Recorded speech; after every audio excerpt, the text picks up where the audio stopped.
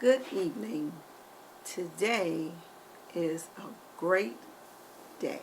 Today is Sunday, and I just wanted to take just a few moments to encourage our women to give God the time to work out the little nuisances in our lives. And hello, my name is Pastor Lori Kelly, and I do now reside in the state of Illinois. So my message today is talking about the beauty in the life of praying women. So one of the things that I first want to say about women, we love to look beautiful. We love to feel beautiful. We love to see beautiful things around. We love the seasons, the beauty of our seasons, the 4 seasons, the beauty of the snow, at least here in Illinois, the beauty of the fall trees, the beauty of the bright green grass in the summertime. There are just beautiful things that you experience with your eyes. There are beautiful things that you experience when you taste good food, things that bring beauty and joy to your life. So as I talk about really quick, the beauty in the life of praying women, prayer brings about beautiful things in your life. And one of the old sayings that has so much truth to it, if you decide, that is, when life brings you lemons, you make lemonade. So you're going to add a little water with that, you're going to put a little sugar, and you're going to drink it, and it's going to refresh you, and then there you go, you have something beautiful. So the 3 women that I want to talk about really quickly from the Bible that I think about when I think about beauty and their prayer. The first one is Vashti, who was the first queen, and she was so very outside like beautiful.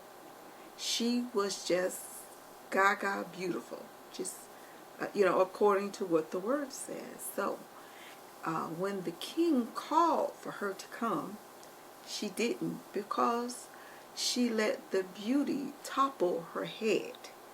And what I mean by topple her head had gotten so big about her outside beauty that she didn't think about what beautiful things that she could give through her actions. So we have outside beauty. Most people focus on that, but there's an inside beauty which is founded in prayer and founded in God's Spirit, which is what I really want to bring about a little bit more clarity, just to talk about that. So she lacked that. So once she lacked that, then the king felt he had no choice but to search for another queen. So if anybody knows the story of Esther, whose actual name was Hadassah before she became queen, she had to change her name because she was a Jew, and she went to audition, if you would say. Yes, it actually was an audition to be queen, a Syrian queen. So the thing was, she found favor. And after she found favor, she found herself in a predicament where, things weren't going as smoothly, which is what goes on in life. Life always brings us patches where, things are not necessarily going to go the way we plan. I know all about that. But I tell you what, prayer is always the answer. And it always brings me beautiful things. And I'm not talking about or I should say beautiful resolves, resolutions, beautiful things like that. That's what I mean when it brings, pretty clothes and things like that. Yeah, prayer will bring you that. But what I mean by that is a beautiful resolution in your life because God has answered your prayer. So Hadassah, Esther, found herself in a predicament where she and her entire people would have been slaughtered, and she found that she needed to fast. So what she did was she called her own self on a 3-day fast, and she asked the people to fast with her, and she called her husband the king and his next highest man, the one that wanted to make sure that the Jews were decimated, destroyed, completely, utterly destroyed. That was his plan. But I tell you, prayer brought about a change. Now, what happened was she called them to dinner. She served them dinner. And so he asked what could he do for her. And eventually she did tell him what she could do for her. So that's the first one.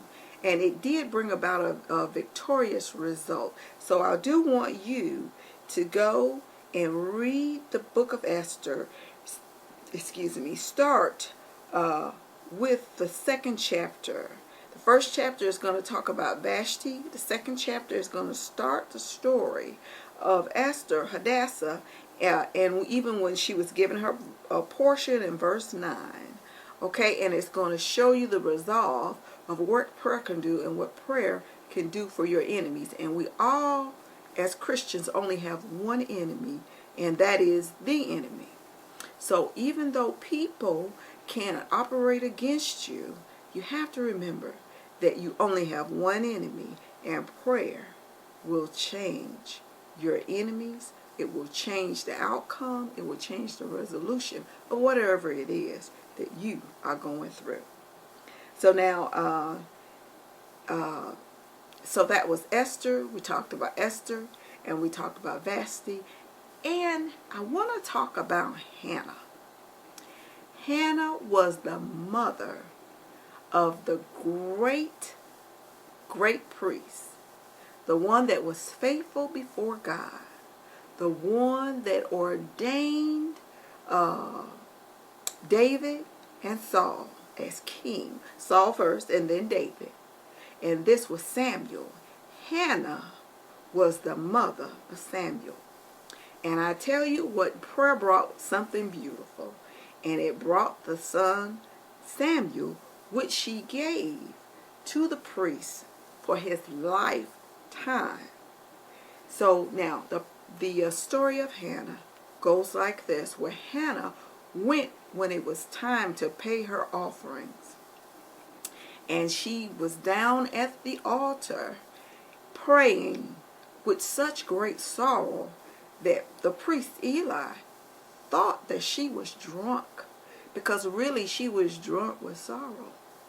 And so as she laid out her tears before the Lord, because it does require that you lay out your tears before the Lord, he answered her prayer and brought her a man child, and also more children after that, because she was so vexed about being barren and her husband's other wife having children, and she somehow still felt unloved.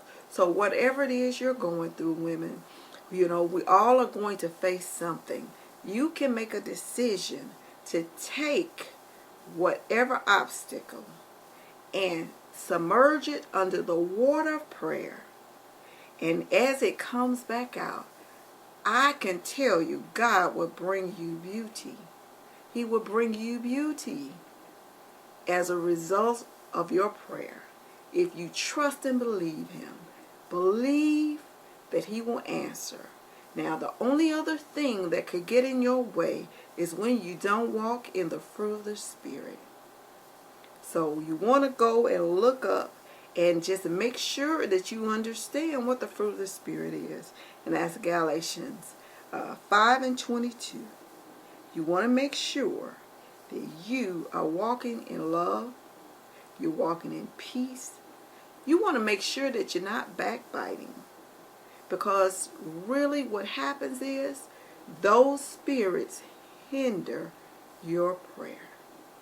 But now, faith in God would help you not to even need those things to get something resolved. Prayer will resolve it for you.